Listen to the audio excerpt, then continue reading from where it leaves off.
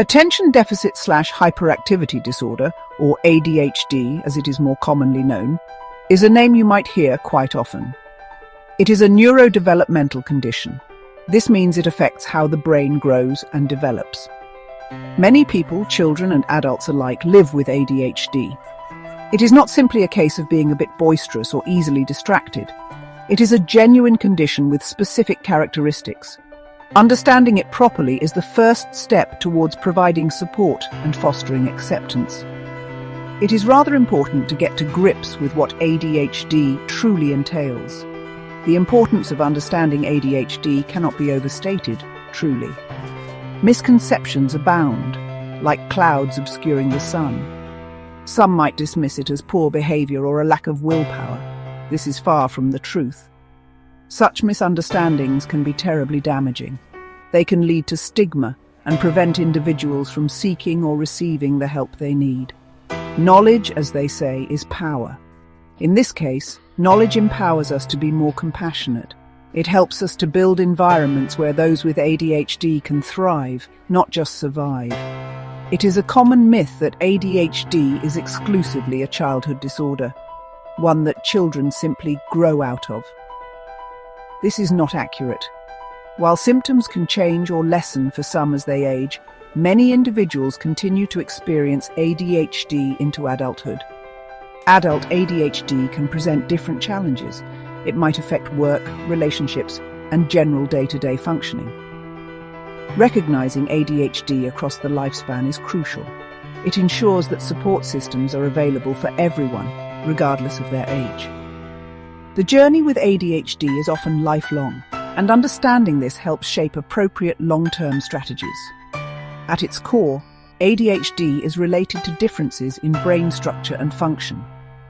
Specific areas of the brain, particularly those involved in attention and impulse control, may develop or operate differently.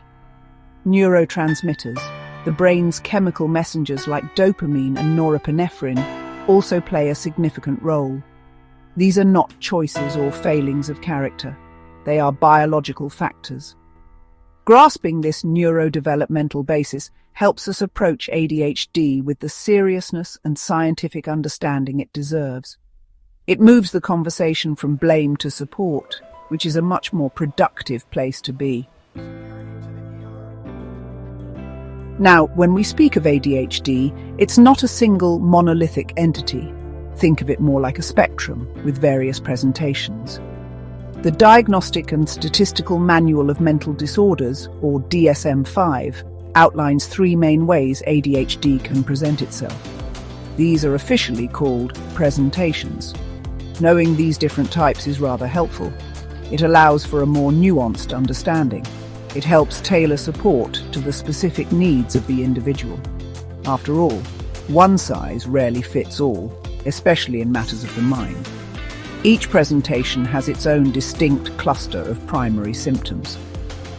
First, let's consider the predominantly inattentive presentation. Individuals with this type often struggle with sustaining attention. They might find it hard to follow through on instructions. Organizing tasks and activities can be a significant hurdle. They may appear forgetful in daily activities or lose things necessary for tasks. This isn't due to laziness or a lack of intelligence. Their minds might be buzzing with thoughts, making it difficult to focus on the task at hand. This type was once commonly referred to as ADD, attention deficit disorder, but that term is now outdated. Next, we have the predominantly hyperactive impulsive presentation. This is perhaps the image many people conjure when they think of ADHD. Here, hyperactivity and impulsivity are the main features.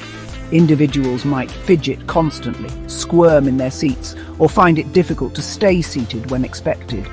They might talk excessively or feel restless, as if driven by an internal motor. Impulsivity can manifest as interrupting others or having trouble waiting their turn. These behaviors are not intentional acts of disruption. They stem from difficulties in regulating activity levels and impulses. Finally, there is the combined presentation. As the name suggests, individuals with this type exhibit symptoms of both inattention and hyperactivity impulsivity. This means they meet the criteria for both of the other presentations. They experience a mix of challenges. These can include difficulty focusing, disorganization, restlessness, and acting on impulse. The combined presentation is quite common. It requires a comprehensive approach to manage the wide array of symptoms. Understanding these distinctions is vital for parents, teachers, and individuals themselves. It helps in identifying the specific struggles and strengths associated with each type, leading to more effective strategies. Let us delve a little deeper into the symptoms of inattention. These can be subtle, yet deeply impactful. An individual might make frequent careless mistakes in schoolwork or at their job. They might overlook or miss details. Sustaining attention in tasks or play activities can be a real struggle. Listening, even when spoken to directly, can be challenging. Their mind seems elsewhere. They might start tasks but quickly lose focus or get easily sidetracked. Avoiding tasks that require sustained mental effort, such as homework or lengthy reports, is common. Losing essential items like keys, wallets, or mobile phones is a frequent frustration. Now let's turn our attention to the hyperactive symptoms. These are often more visible. Fidgeting with hands or feet or squirming in a chair is a common sign. Leaving one's seat in situations where remaining seated is expected, such as in a classroom or office, can occur. There's often a sense of restlessness. Adults might feel it internally even if they don't run about. Difficulty engaging in leisure activities quietly is another hallmark. Individuals might seem to be constantly on the go, acting as if driven by a motor. Excessive talking can also be a feature of hyperactivity, sometimes without considering the social context. Impulsive symptoms also present distinct challenges. These involve acting hastily, without sufficient thought. An individual might blurt out an answer before a question has been completed. They often have difficulty waiting their turn in conversations or cues. Interrupting or intruding on others, such as butting into conversations or games, is common. These actions are not typically malicious. They stem from a reduced ability to inhibit immediate responses. This impulsivity can lead to social difficulties and sometimes even risky behaviors, if not managed carefully. It requires a great deal of effort for them to pause and reflect before acting. It is important to remember that these symptoms can manifest differently. They vary depending on age and environment. A young child might run around excessively. An adult might experience this as an internal feeling of restlessness and an inability to relax. Symptoms must be present in multiple settings, such as at home and at school or at home and at work. This helps distinguish ADHD from situational stress or other conditions. The intensity and frequency of these behaviors are key. Everyone is occasionally inattentive or impulsive. For an ADHD diagnosis, these behaviors are persistent and significantly impair daily functioning. The journey for individuals with ADHD is often peppered with unique challenges starting from a young age. In the academic realm, children and adolescents may find school particularly trying. The demands for sustained attention, organization, and sitting still can be formidable. This can lead to difficulties in completing assignments, poor grades despite intellectual ability, and frustration. Socially, impulsive behaviors or difficulty reading social cues can sometimes strain friendships. Teachers and parents play a crucial role in providing understanding and appropriate accommodations. Without this, school can become a source of anxiety rather than a place of learning and growth. As individuals with ADHD transition into adulthood, the landscape of challenges shifts, but does not disappear.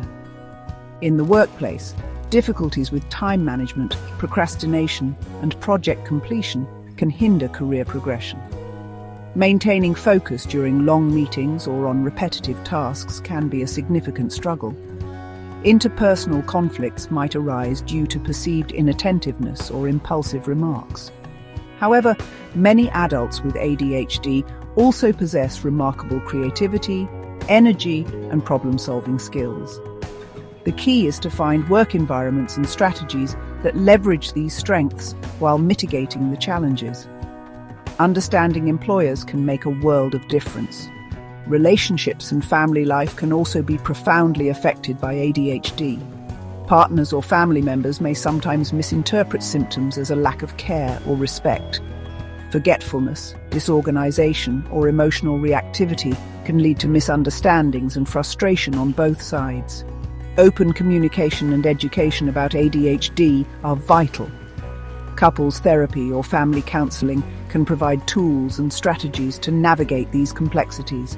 Building empathy and establishing clear routines and responsibilities can foster a more supportive and harmonious home environment. It's about working together with patience and understanding. Beyond the core symptoms, many individuals with ADHD experience challenges with emotional regulation. While not a formal diagnostic criterion in the DSM-5, difficulty managing emotions is a common feature. This can manifest as increased frustration, impatience, or mood swings. Small setbacks might trigger disproportionately strong emotional responses. Learning to recognize these emotional patterns and developing coping strategies is an important aspect of managing ADHD. Mindfulness, cognitive behavioral techniques, and sometimes medication can help individuals develop better emotional control and resilience. This aspect is often overlooked, but is crucial for overall well-being. Embarking on the path to an ADHD diagnosis requires a thorough and comprehensive approach. It is not a simple checklist ticked off in a few minutes. A proper diagnosis is crucial because many ADHD symptoms can overlap with other conditions. These might include anxiety, depression, learning disabilities, or even sleep disorders. Therefore, ruling out other potential causes for the observed behaviors is a key part of the process. This ensures that the individual receives the most appropriate and effective support. A misdiagnosis can lead to ineffective treatments and continued struggles, so diligence is paramount. The responsibility for diagnosing ADHD typically falls to qualified healthcare professionals. These can include psychiatrists, psychologists, neurologists, or developmental pediatricians. General practitioners or family doctors might conduct an initial screening. However, they often refer individuals to a specialist for a full diagnostic evaluation. The professional should have expertise in ADHD and neurodevelopmental disorders. They will gather information from various sources to build a complete picture. It is important to find a professional with whom the individual or family feels comfortable and trusts. This collaborative relationship is key to a successful diagnostic journey. The diagnostic process itself involves several components. Clinical interviews with the individual, and with parents or partners if appropriate, are fundamental. These interviews explore developmental history, behavioral patterns, and the impact of symptoms on daily life. Standardized rating scales are often used. These questionnaires are completed by the individual, parents, teachers, or partners. They help quantify the frequency and severity of symptoms across different settings. A thorough medical history, including any family history of ADHD, is also considered. Sometimes, psychological testing may be conducted to assess cognitive abilities and rule out learning disabilities. For a diagnosis of ADHD to be made, specific criteria outlined in the DSM-5 must be met. This includes the presence of a certain number of inattentive or hyperactive impulsive symptoms. Crucially, these symptoms must have been present before the age of 12 years. They must also be evident in 2 or more settings, for example, at home and school or home and work.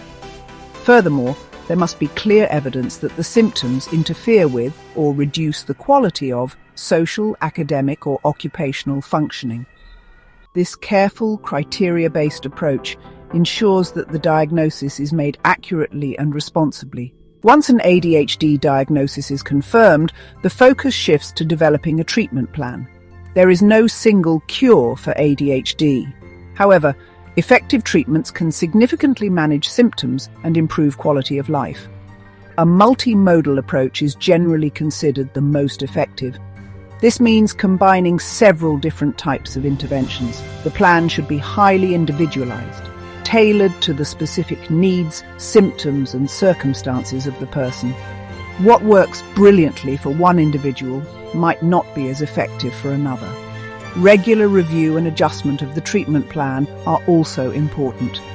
Medication is a common and often very effective component of ADHD treatment, particularly for moderate to severe symptoms. There are two main types: stimulants and non-stimulants.